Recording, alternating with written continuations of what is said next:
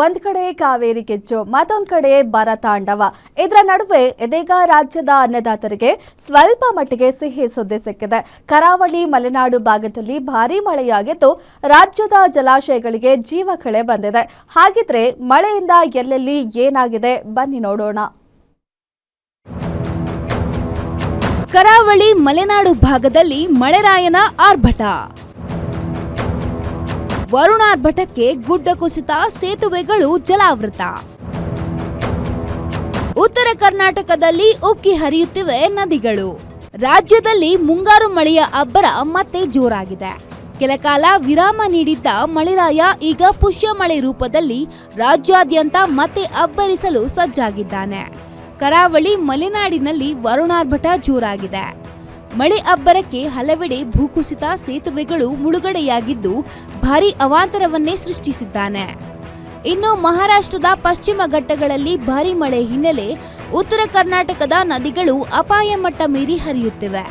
ಕೇರಳದಲ್ಲೂ ಮಳೆ ಆರ್ಭಟ ಜೋರಾಗಿದ್ದು ಹಲವೆಡೆ ಮತ್ತೆ ಭೂಕುಸಿತ ಸಂಭವಿಸಿವೆ.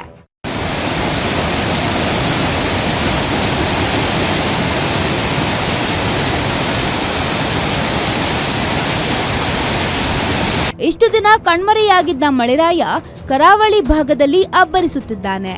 ಮಂಗಳೂರಿನಲ್ಲಿ ವರುಣಾರ್ಭಟ ಹಿನ್ನೆಲೆ ಕ್ಷಣ ಕ್ಷಣಕ್ಕೂ ಆತಂಕ ಶುರುವಾಗಿದೆ. ಮುಂಡಾಜೆ ಧರ್ಮಸ್ಥಳ ಸಂಪರ್ಕಿಸುವ ರಸ್ತೆಯಲ್ಲಿ ಗುಡ್ಡ ಕುಸಿತ ಹಿನ್ನೆಲೆ ವಾಹನ ಸಂಚಾರ ಸಂಪೂರ್ಣ ಬಂದ್ ಆಗಿದ್ದು ಬೇರೆ ಮಾರ್ಗದಲ್ಲಿ ಸಂಚರಿಸುವಂತೆ ಜಿಲ್ಲಾಡಳಿತ ಸೂಚನೆ ನೀಡಿದೆ. ನೇತ್ರಾವತಿ ನದಿ ಉಕ್ಕಿ ಹರಿಯುತ್ತಿದ್ದು ಮುಂಡಾಜೆ ಗ್ರಾಮದ ಮನೆಗಳಿಗೆ ನೀರು ನುಗ್ಗಿದೆ. ಮನೆಗಳು ಜಲಾವೃತಗೊಂಡಿದ್ದು ನಿವಾಸಿಗಳು ಸಂಕಷ್ಟಕ್ಕೆ ಸಿಲುಕಿದ್ದಾರೆ. ನೀರಿನ ರಭಸಕ್ಕೆ ರಸ್ತೆ ಕಾಮಗಾರಿಯೇ ಕೊಚ್ಚಿಕೊಂಡು ಹೋಗಿದೆ. ಕಾಫಿ ನಾಡಿನಲ್ಲಿ ಮಳೆಗೆ ಗುಡ್ಡ ಕುಸಿತ, ಸೇತುವೆಗಳು ಮುಳುಗಡೆ.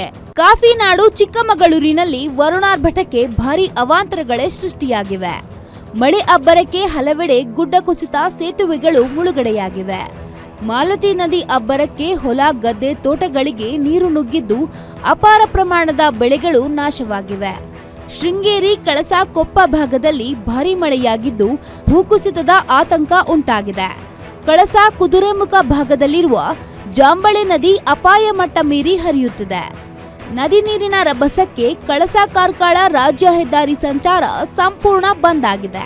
ಶೃಂಗೇರಿ ತಾಲೂಕಿನ ನಾಬಳ ಬೆಳ್ಳೂರು ಸೇತುವೆ ಮುಳುಗಡೆಯಾಗಿದ್ದು ಸೇತುವೆ ಮಧ್ಯದಲ್ಲಿ ಸಿಲುಕಿಕೊಂಡ ಕಾರನ್ನ ಸ್ಥಳೀಯರು ರಕ್ಷಿಸಿದ್ದಾರೆ.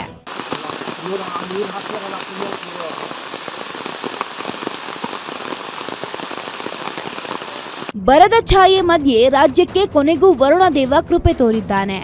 ಕೊಡಗು, ಕೇರಳ ಭಾಗದಲ್ಲಿ ಭಾರೀ ಮಳೆ ಹಿನ್ನೆಲೆ ಮೈಸೂರಿನ ಕಬಿನಿ ಜಲಾಶಯ ಸಂಪೂರ್ಣ ಭರ್ತಿಯಾಗಿದೆ.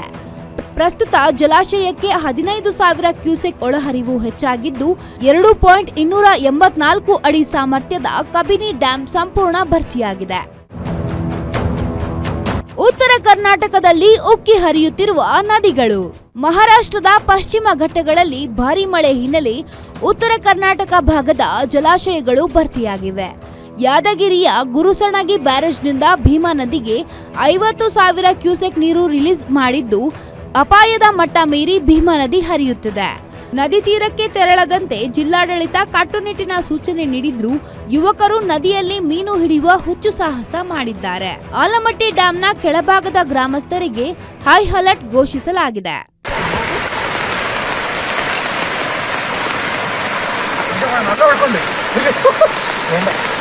ಒಟ್ನಲ್ಲಿ ಕೆಲಕಾಲ ಬಿಡುವು ಕೊಟ್ಟಿದ್ದ ವರುಣದೇವ ರಾಜ್ಯದಲ್ಲಿ ಮತ್ತೆ ಅಬ್ಬರಿಸುತ್ತಿದ್ದಾನೆ.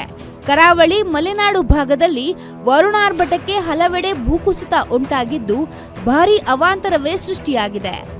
Bureau report, guarantee news.